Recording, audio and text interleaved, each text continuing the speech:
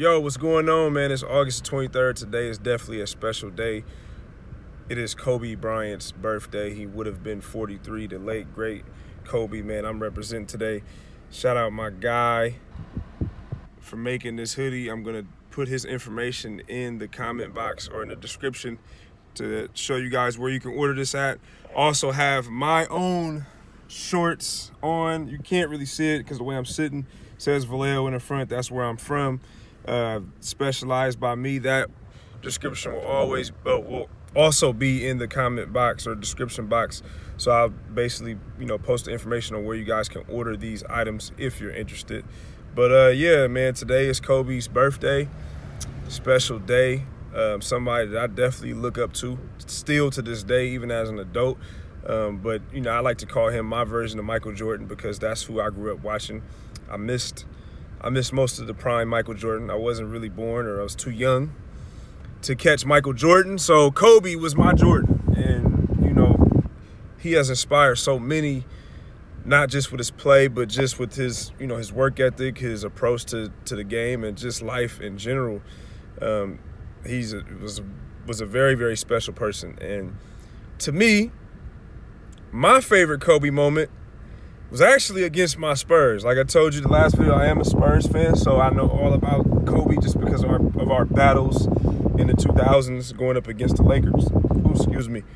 But my favorite Kobe moment, I have a lot of them, but my favorite one, I would say, would probably be when the Spurs beat him in 2003. And I'm not trying to say that like, of course, I'm a Spurs fan, but it was the post-game interview that Kobe did after that loss in Game 6 at the Staples Center.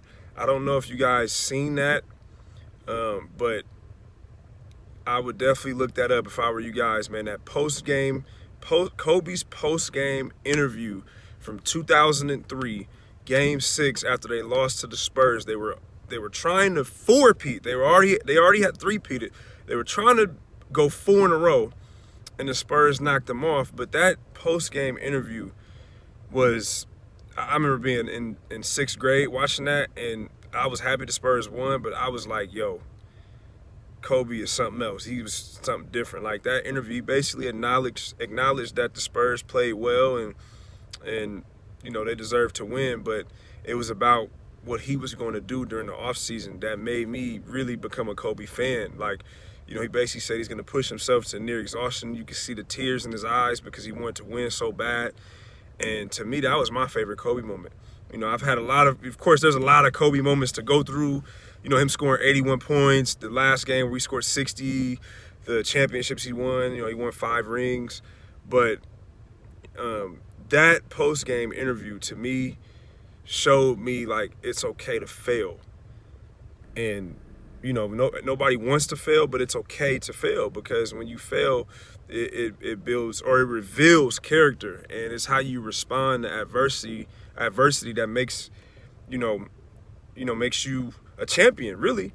Because you're not going to win every game, you're not going to win every championship, you're going to lose, and you're going to have to accept that. And Kobe accepted that in that post-game interview. And for me, that's my favorite Kobe moment, man. I watch that video still to this day just because, me, I coach now. As you guys know, I coach. I have my own AAU team. And, AAU, you play a lot of games. We lose tournaments. And sometimes I may get down on myself because I'm a competitor myself. I am also a former player, former athlete. So I am very, very competitive.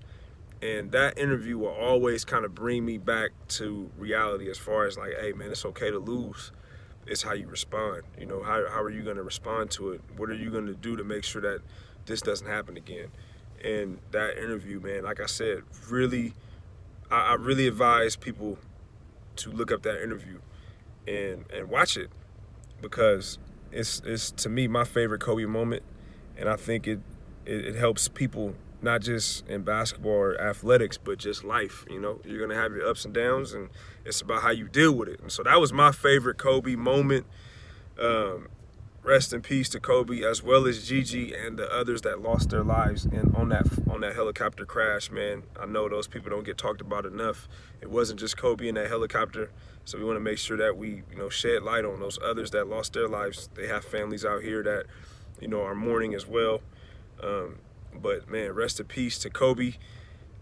I have a lot of GOATs. I say Kobe's my GOAT. Then sometimes I also say Tim Duncan is my GOAT. But I know, people like to say Jordan, and you got people with LeBron, and you even got older people that will say Kareem. There's a lot of people that have a lot of different GOATs, but I have different GOATs. I don't have just one GOAT. And so Kobe is definitely one of my GOATs.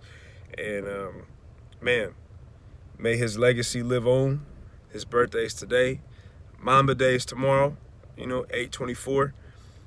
Also, I'm going to post, like I said, I'm going to post my website that has these shorts on there today and tomorrow. If you follow me on Instagram, Bracy Skills Clinics well, I ain't going to say .com. I'm tripping.